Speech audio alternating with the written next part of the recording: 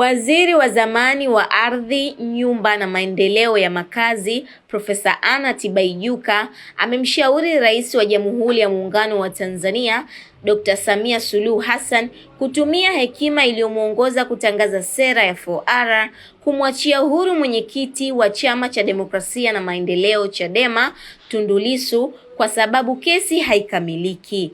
Kupitia ukurasa wake wa X, zamani Twitter, leo Julai 13 mwaka 2026, ameyasema hayo na kumtaka Rais wa Jamhuri ya Muungano wa Tanzania, Dr. Samia Suluhu Hassan kutumia sera yake ya 4R. Pia amesema simulizi hizi za kutisha za vyombo vya habari vya kimataifa zinaibua hisia kali, hasa kwa vijana hata wazee, na inakumbusha kadhia ya Operation Sogeza iliyounda vijiji vya ujamaa vya mwaka 1974 na mwaka 1976. Taarifa hizi zinaathiri kikubwa taswira ya taifa na maslahi yake, na athari ni kubwa. Vile amesema kuwa itafutwe mwafaka kupitia uwajibikaji na maridhiano, kuwe na hofu ya Mungu na kutambua muujiza wake, mfano wa risasi zilizompiga Tundu Lissu 16, kukomesha uhai